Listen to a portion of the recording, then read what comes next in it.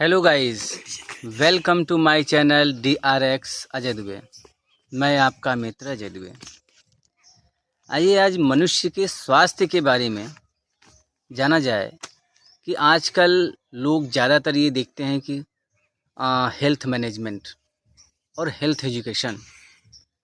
लोग कहते हैं कि हेल्थ मैनेजमेंट का आजकल कोर्स भी चल रहा है, उसका MBA भी हो रहा है और बड़े बड़े हॉस्पिटल में भी MBA अपॉइंटमेंट भी किए जा रहे हैं कि हेल्थ मैनेजमेंट मतलब लोगों को कैसे सिखाया जाए, कैसे जीवन जिया जाए, कैसे किया जाए, इन सारी चीज़ों के बारे में हेल्थ मैनेजमेंट के बारे में बताया जाता है।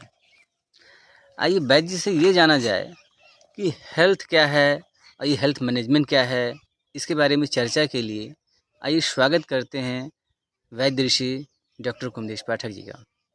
आइए सर। नमस्कार मित्रों, मैं आयुर्वेदाचार्य डॉक्टर कुमुदेश पाठक। हाँ सर, आप ये बताइए कि आजकल ये जो है चर्चा चल रही है हेल्थ मैनेजमेंट और हेल्थ एजुकेशन, तो ये दोनों चीज़ें क्या हैं, इसके बारे में प्रकाश थोड़ा डालिए अब। देखिए, हेल्थ एजुकेशन का मतलब है कि जब आपको ये ज्ञान हो जाए कि हम क्या करें और क्या ना करें जिससे कि हमको बीमारी हो ही ना, तो बीमारी से बचने के जितने उपाय हैं वो हेल्थ एजुकेशन है। अच्छा। वो जैसे अब आपको कह दिया जाए भाई कि अहित आहार विहार मत करिए, तो आप मत करिए। जब आप नहीं करेंगे तो इसका मतलब आपको उस विषय का एजुकेशन हो गया है। पर एजुकेशन लेकर के भी लोग जो है लापरवाही करते हैं, तो लापरवाही न करें। अगर आपको हेल्थ एजुकेशन का ज्ञान रहेगा, आप अपने शरीर को बचाना जानते रहेंगे, टाइम से खाना खाएंगे, टाइम से रहेंगे, टाइम से सोएंगे, टाइम से स्नान करेंगे, सबका एक निश्चित समय बनाएंगे, तो आपका ये शरीर जल्दी बीमार नहीं पड़ता। और आप देखिए जितने भी जो है ऋषि मुनि के लोग हैं कभी जीवन में बीमार ही नहीं पड़े, क्योंकि उन्हें हेल्थ एजुकेशन का ही ज्ञान था। तो हेल्थ एजुकेशन से आप अपने को बचा सकते हैं। और हेल्थ एजुकेशन हर को बताया जा रहा है, यूट्यूब के माध्यम से सभी लोग अपने अपने ज्ञान से सबको बता रहे हैं। वही मैं भी आप लोगों को बताने का प्रयास कर रहा हूँ। अच्छा, तो ये हेल्थ मैनेजमेंट क्या होता है फिर?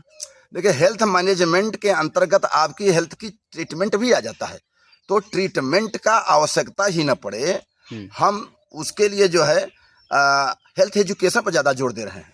अच्छा। तो मैनेजमेंट एक ऐसा शब्द है जिसमें आपका ट्रीटमेंट शब्द भी आ जाता है, तो ट्रीटमेंट की आवश्यकता ना पड़े, तो हम इसलिए हेल्थ एजुकेशन पर जोर दे रहे हैं। जैसे एक उदाहरण दूं, अगर कोई शुगर का मरीजी है, उसे इस बात का ज्ञान हो गया है कि इसमें आलू चावल चीनी नहीं खाना चाहिए, तो वो नहीं खा रहा है।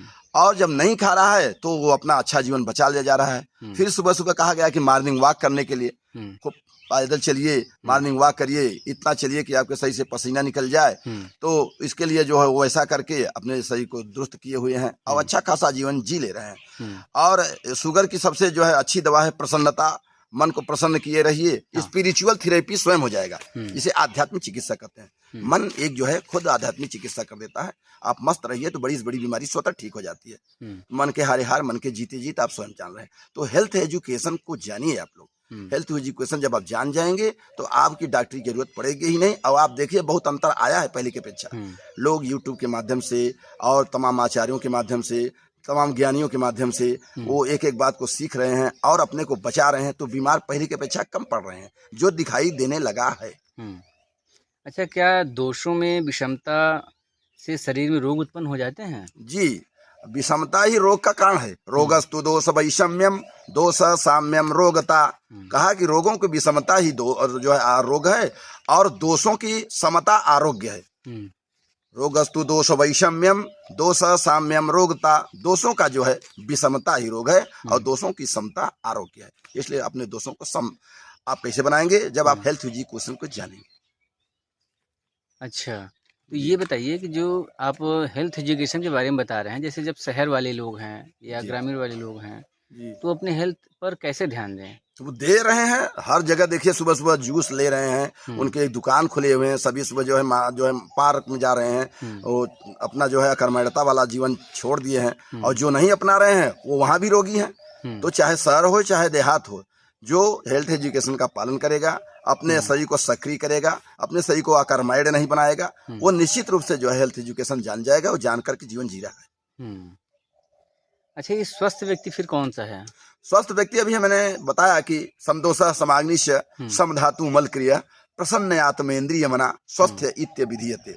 अर्थात जिस व्यक्ति का जो है दोष सम हो, अग्नि सम हो और सारे मल सम हो, इसके बाद इस साथ साथ आत्मा इंद्रिय मन प्रसन्न चित्त हो, वो व्यक्ति स्वस्थ का जन। जो व्यक्ति अपने स्वास्थ्य की रक्षा कर ले, किसके द्वारा? हेल्थ एजुकेशन के द्वारा, वही स्वस्थ व्यक्ति है। अच्छा, कुछ प्रश्न हम आपसे अलग से पूछना चाहते हैं कि ये बताइए कि जो अस्त्र और शस्त्र होता है जी, इनमें डिफरेंस क्या होता है?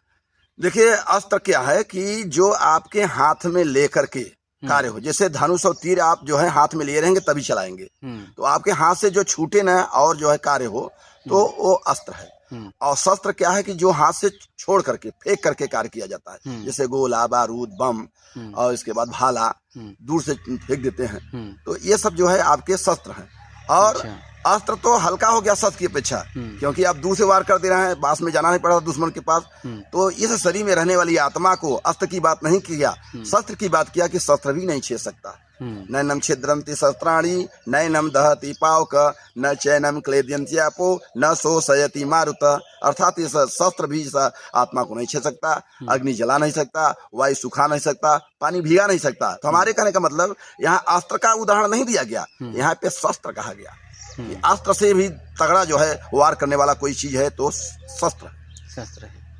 अच्छा, ये बताइए कि अगर किसी व्यक्ति को रोग हो जाता है जी, तो आयुर्वेद में या जो पुराने ऋषि महर्षि थे जी, वो डायग्नोस कैसे करते थे, पकड़ते कैसे थे कि ये इनको ये रोग हुआ है? जी, आपने बहुत अच्छा प्रश्न किया है। हमारा पूरा आयुर्वेद जो है एक ऐसी पुस्तक है, उस पुस्तक का नाम है रोग विनिश्चय।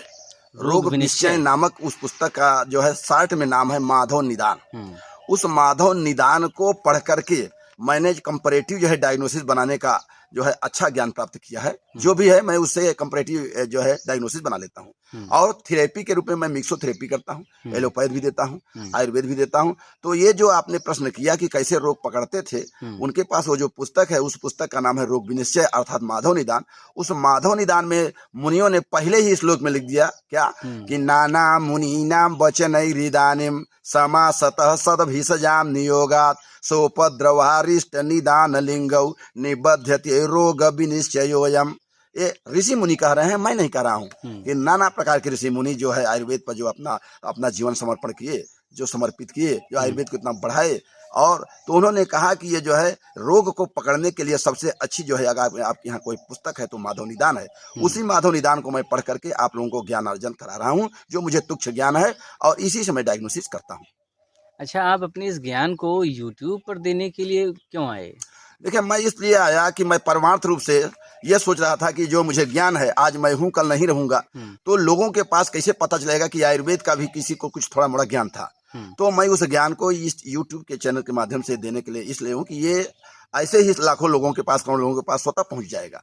और आप लोग शेयर करेंगे तो हमारी जो है सौभाग्य की बात होगी हमारे लिए। इसीलिए मैं जो है परमार्थ रूप से निस्वार्थ भाव से आपके हित के लिए, आपके स्वार्थ के लिए प्रार्थना करके, हाथ जोड़ करके मैं ये जो है व्याख्यान देने का एक तुच्छ प्रयास कर रहा हूँ। अच्छा, आपने YouTube पे अपने ज्ञान को इस तरह से देना शुरू किया, तो क्या आपको इससे लाभ हुआ या इससे आपको मरीज कुछ प्राप्त हुए? जी, हमारे YouTube चैनल को देख करके, सुन करके हमारे पास मरीज अच्छे अच्छे आ रहे हैं। और बड़े बड़े संस्थानों से जहाँ पे जो है लोग कह दिए कि जाके घर पर सेवा करो, वो लोग भी हमसे लाभ लेने के लिए आ रहे हैं। कोई कोई लाभान्वित हो रहे हैं।